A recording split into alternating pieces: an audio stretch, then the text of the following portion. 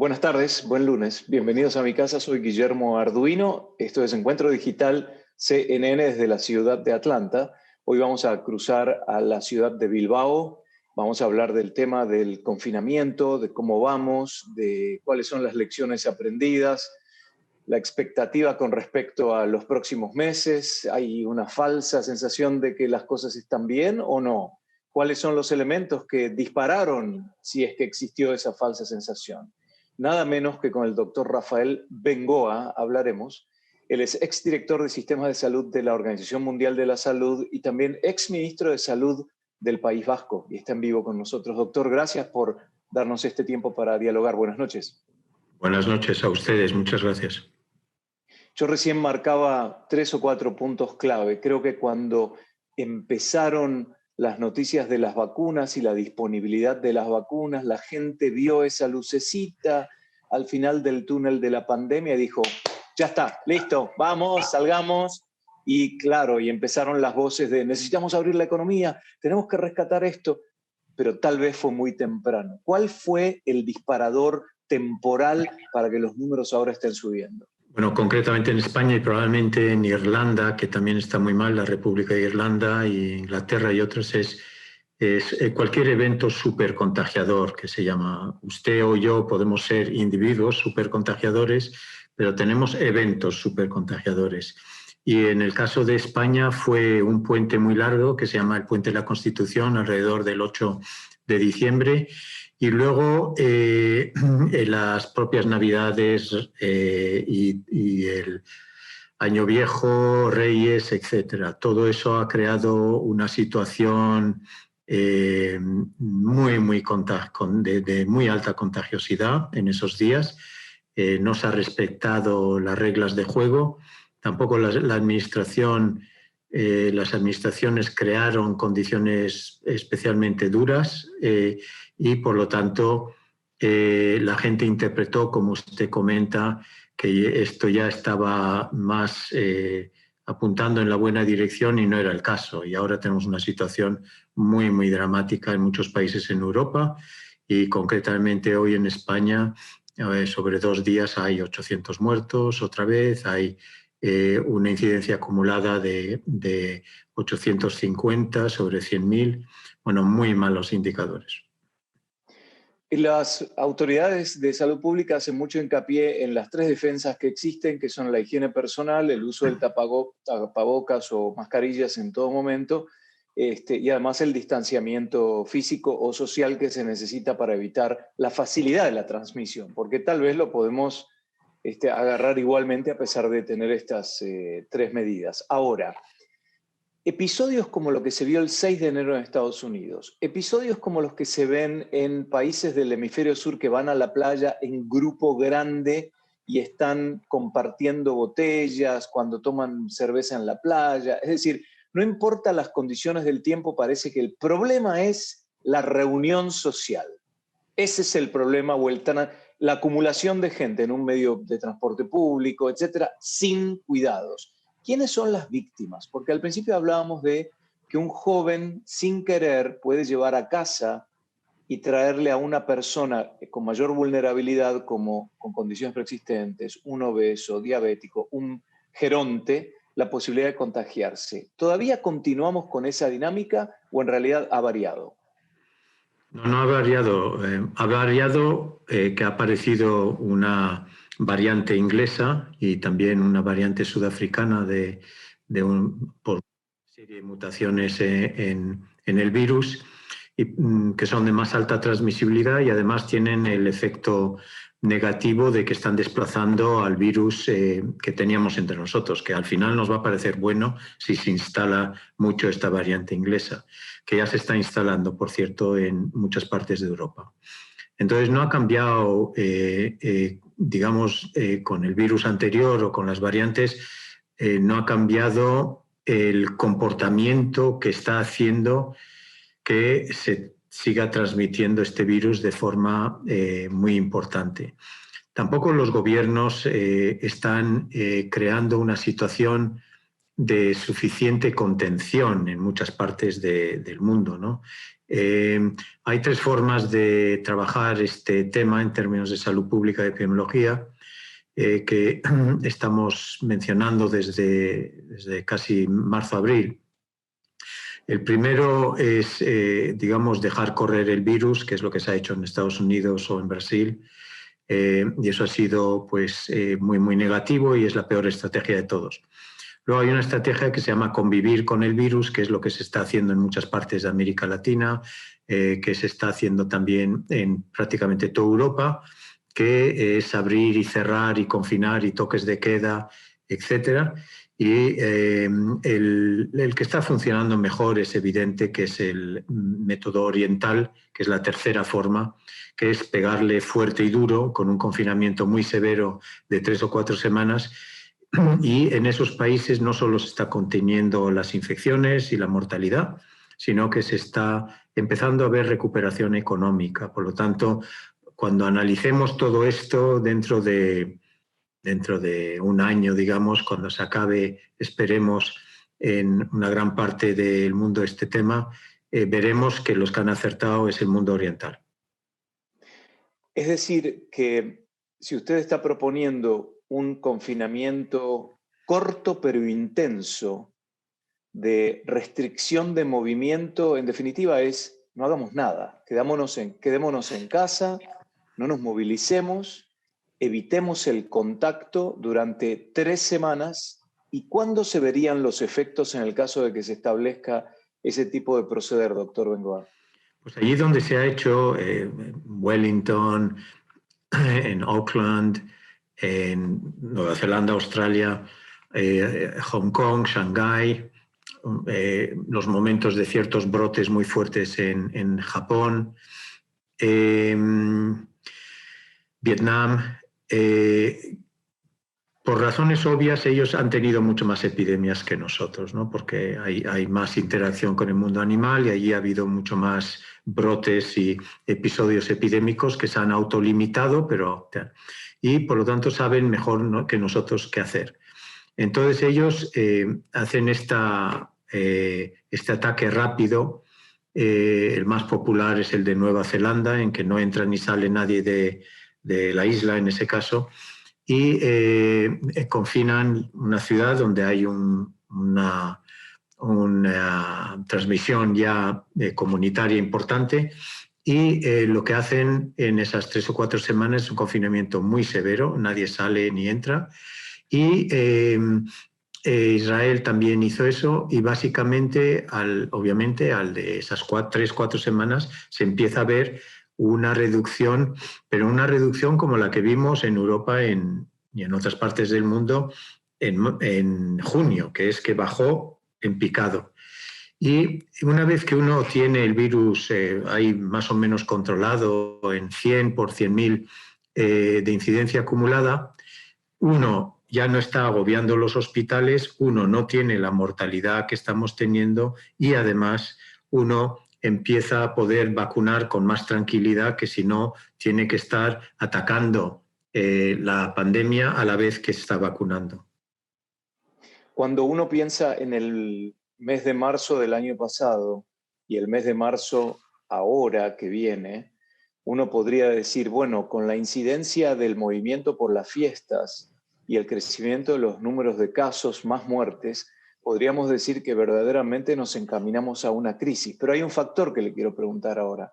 En marzo del año pasado no había una vacunación, y a pesar de que estamos hablando que Estados Unidos, por ejemplo, ha vacunado un 10% o menos de su población, pero es un 10%, hacia el mes de marzo, comparado con el marzo anterior, tal vez está ese factor ya en juego, que la gente ya sabe la dinámica de utilizar el distanciamiento social, el tapabocas, etcétera, más los vacunados, ¿no? ¿No será optimista, es optimista de mi parte pensar que marzo no va a ser tan malo como el marzo pasado? No, porque hemos empezado a vacunar ahora, hace muy poco, este mes, y no coincide el efecto, llamémosle, de las inyecciones con el efecto de las infecciones. Por lo tanto, la inyección de las vacunas, vamos a ver el efecto y está bien porque va a haber un descenso en las personas mayores porque en la mayor parte del mundo se está vacunando a la gente mayor, etcétera, muy vulnerable en residencias y en centros de larga estancia. Y esas personas obviamente es donde se ha estancado la mortalidad, porque la mortalidad en ese grupo de edad está entre 12 y 15%. Entonces, a ese grupo, una vez que esté vacunado, vamos a ver en marzo, y usted tiene razón, en marzo-abril, que la mortalidad baja, pero eso no quiere decir que va a bajar la transmisibilidad del virus. Va a seguir habiendo mucho virus, porque la gente por debajo de 70 años, que todavía no habrá recibido probablemente a veces ni la primera o sobre todo ni la segunda dosis, esa gente seguirá obviamente estando infectada e infectando. Y por lo tanto, abril, Semana Santa, podemos ver una reducción de la mortalidad gracias a la vacuna, pero no como para bajar la guardia con el resto de las medidas de salud pública, distanciamiento, mascarillas que usted ha mencionado. Y ahí tenemos otro episodio también de movilización bastante importante de la población, que son los feriados de Semana Santa, ¿no? Entonces, como dicen en inglés, a little bit too early, un poquito demasiado temprano, ¿no? Como para, no sé, yo por mi edad y todo, tengo 56 años, pero yo he decidido no viajar, no salir de vacaciones, restringir mis movimientos a lo más que puedo. Por supuesto, lo básico y necesario de ir al supermercado, ir al correo, eventualmente ir al banco. Pero si me siento ahogado, en vez de, me subo al auto y doy una vuelta por la ciudad. Y me distraigo y vuelvo. Y si no es una vuelta por la ciudad, puedo salir a caminar por donde yo vivo y también me distraigo. Me parece que es lo mínimo que uno puede hacer. Definamos, doctor, el supercontagiador. A ver, ¿qué es el supercontagiador? Bueno, es una persona que probablemente por mayor carga viral en el momento, sobre todo en el momento asintomático, es decir, esa persona no sabe que está supercontagiando, porque como todos sabemos, este virus tiene esta faceta tan negativa de que contagia cuando somos asintomáticos. Y por lo tanto, estas personas lo que lo consiguen sin querer es contagiar a muchas más personas que aquellas personas que tienen menos carga viral o que son normales en transmisión. Entonces, lo que es importante, obviamente, en este caso, es fortalecer todo lo que hemos llamado el track and trace, etcétera, en todos nuestros países, la capacidad de rastreo. Y en la mayor parte de los países europeos no ha funcionado bien la capacidad de rastreo. No sé en otros contextos, pero ha sido no voy a llamar un fracaso, pero ha habido una enorme debilidad de inversión para que la gente de salud pública pueda hacer un rastreo digno. Y si uno con un brote no puede hacer un rastreo digno, ese brote se convierte muy rápidamente en transmisión comunitaria y una vez que uno tiene transmisión comunitaria, no le queda otra alternativa que hacer restricciones mucho más severas poblacionales, sobre todo una población, un municipio, una ciudad, un país. Y esto es bastante importante porque nosotros ahora estamos, por ejemplo, en lo que llamamos la tercera ola, y es importante haber aprendido que en la primera y segunda ola en España no se fortaleció la capacidad de rastreo de forma suficiente. Entonces espero que en la tercera ola hayamos aprendido la lección y que ahora estemos fortaleciendo la capacidad de rastreo para que cuando ya baje el virus, cualquier brote lo podamos controlar por rastreo, testeo, aislamiento, etcétera, local. ¿Cómo puede una persona, entonces, ya, porque usted lo que está marcando, doctor, es que las comunidades no respondieron desde el punto de vista del plan de contención como corresponde? Entonces, la sociedad reacciona, se producen más contagios y después las comunidades nuevamente tienen que tomar la decisión de bloquear la salida de la gente y se vuelve a donde se estaba antes con el consiguiente saldo de muertos y de enfermos, porque en definitiva eso es lo que pasa. Entonces, ¿qué puede hacer uno, sobre todo en un ambiente de tanta información conflictiva, tanta teoría conspirativa y tanta politización del mensaje no científico, y aún la politización del científico, pero que en definitiva altera la transmisión del mensaje intacto como debería ser? Entonces, ¿qué puede hacer la persona? Por ejemplo, acá ahora hay una persona que lo está escuchando y dice, bueno, ¿cómo me protejo yo del supercontagiador, de la falta de control de las comunidades, para estar seguro que llego al día de la vacunación y a la eventual inmunización global? Bueno, yo creo que una persona, ahora a todos estamos llegando a un nivel de saturación en términos de información que es casi, obviamente, estresante esa sobredosis de información. Entonces, uno, yo creo que lo que debe hacer ahora es no estar todo el día colgado de esta información. Esto es lo primero. No estar todo el día pendiente de esta información como lo hemos estado este año pasado. Elegir uno o dos fuentes de información dignas que les proporcionan credibilidad por ser de base científica. También saber que la ciencia poco a poco está saliendo reforzada, obviamente, de este episodio, pero la política no, la política se está debilitando y por lo tanto la política en muchos países está empezando a tener problemas de credibilidad cuando quiere introducir una nueva norma, un nuevo confinamiento, una nueva restricción. Hay más desobediencia poco a poco.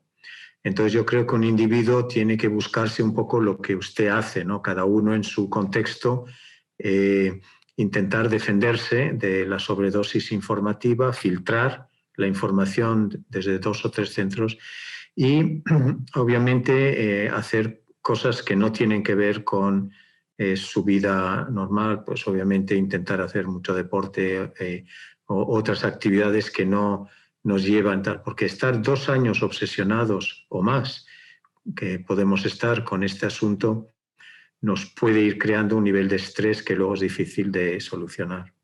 Y sobre todo, doctor, en grandes ciudades, porque los que vivimos en comunidades un poco más pequeñas, por lo menos podemos salir, tenemos más espacio, hay más verde, pero aquel que vive en Madrid, París, Londres, Nueva York, y que tiene que estar metido en un departamento de 70 metros cuadrados, ¿no? Es mucho más difícil. Entonces, la verdad que los que estamos en ciudades un poco más pequeñas la vivimos con muchísima mayor facilidad. Doctor, entonces, otro asunto que me gustaría desde la perspectiva de la Organización Mundial de la Salud. ¿Cómo puede tomar un ciudadano cuando una medida es a nivel estatal o a nivel comunitario y no a nivel federal? Porque un poco dependemos de la estructura política de un país. Y acá en Estados Unidos se ve, Florida es un estado republicano, cuyo gobernador es republicano. Ahora hay un gobierno federal demócrata y hay cierta independencia de los estados, en España de las comunidades, ¿no? de los gobiernos regionales también, que pueden actuar independientemente del gobierno central o federal. Entonces, ahí la cuestión se complica un poco. ¿Cómo se puede buscar una palabra líder, como podría ser la Organización Mundial de la Salud, etcétera, y que se baje línea desde ahí y que permee fácilmente a todas estas escalas?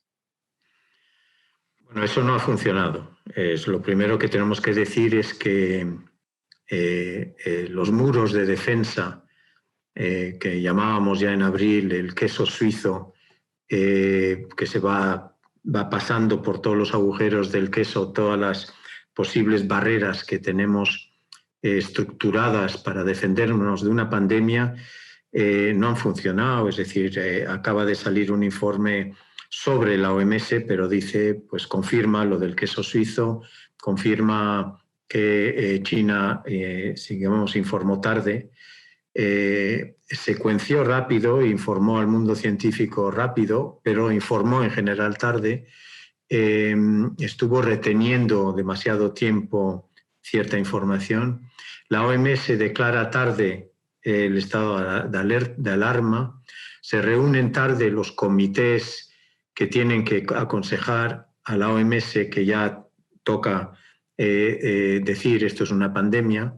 Los países luego no están preparados, obviamente, ni en términos epidemiológicos ni en términos de equipamiento contra un virus nuevo. Y todo eso obviamente ha desencadenado, por ejemplo, pues estos en Estados Unidos como un ejemplo, pero en Europa el mismo drama, en Estados Unidos 410.000 muertos y en España, en Inglaterra ya llegaron a 100.000 muertos ayer. Entonces, ¿qué es lo que ha ocurrido? Lo que hace falta es reconstruir todos estos muros para pensar, usted y yo, dentro de 2, 3, 4 años, que si vuelve otro virus que tienen tendencia a surgir, estemos mucho mejor preparados y que muchos de esos muros ya estén arreglados para dentro de 2 o 3 años. Pero eso es mucho trabajo. No hay de momento ningún tipo de organismo internacional que pueda lanzar una norma y una regulación que permita, porque la OMS no tiene ese poder y las Naciones Unidas no tienen ese poder. Y por lo tanto, una de las cosas que veremos es si se le empodera a la Organización Mundial de la Salud y se le otorga más capacidad de intervención en un país donde empieza a ocurrir algo de alguna crisis de este tipo y que pueda intervenir directamente, aunque no le invite el país. Y esto es algo que habrá que considerar. Yo recuerdo la gripe aviar, yo fui a China en esa época y no lo tomé con la seriedad que estoy tomando el coronavirus desde hace un año, ¿no? El SARS-CoV-2. Recuerdo el MERS y el SARS también en Medio Oriente y permeaba, cuando uno va al registro histórico de CNN, por ejemplo, permeaba en los noticieros, pero el público no lo captaba con la seriedad con lo que había que captarlo. Y ahora sí, evidentemente, como nos tocó a todos de golpe, el nuevo coronavirus es lo que nos sacudió ferozmente. Le pregunto si ese tipo de virus en Asia y en Medio Oriente en su momento causaron los mismos estragos que hoy en Occidente, o realmente el SARS y el MERS no fueron tan pero tan graves como este. No fueron tan graves porque variaron hacia menos. Este está variando hacia más.